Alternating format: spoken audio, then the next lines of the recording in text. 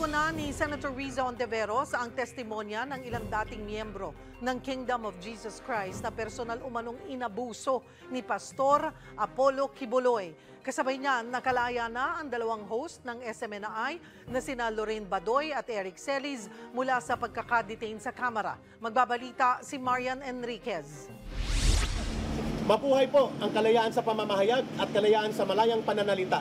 Yan ang nasabi ng SMNI host na sina Eric Celis at Lorraine Badoy nang mapalaya sa wakas mula sa pagkakadetain sa Kamara.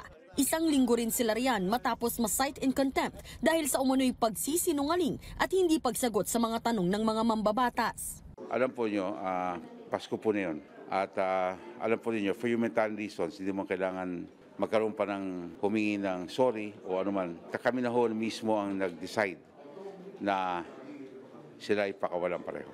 Sa kabila niyan, tuloy daw ang investigasyon sa pangalang ibinigay umano ni Celis na siyang source ng storya niya hinggil sa umano'y 1.8 billion peso travel fund ni House Speaker Martin Romualdez. Pero sabi ni Celis, hindi raw totoo ang sinabi ni Tambunting. If Congressman Tambunting said na may source siya sa sinabi ko, story niya yon.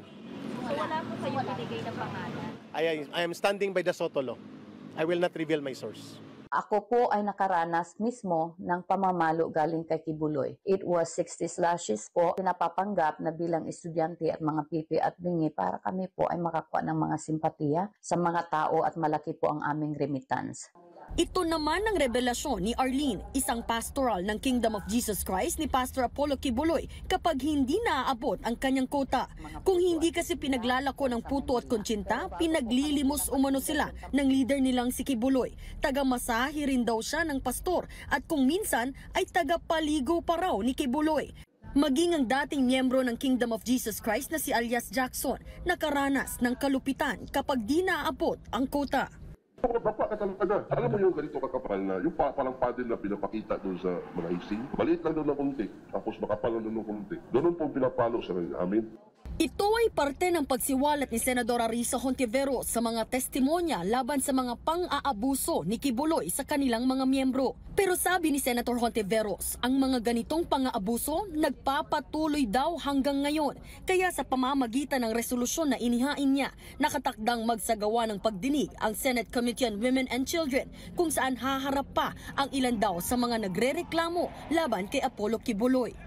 Kung si Senyor Aguila naaresto dahil sa tindi na mga testimonya at ebidensya ng child abuse at human suffering, human trafficking, naniniwala akong hindi malayong mangyari rin yan kay Kibuloy. Humiling na rin ang senadora sa Department of Justice ng Lookout Bulletin Order para maharang sa pag-alis ng bansa si Kibuloy. Para sa 1PH, Marian Enriquez, News 5. Sariwang balita ba ang hanap mo? Simple lang. I-click mo na ang subscribe button at ang notification bell para lagi kang updated sa mga balitang dapat mong malaman.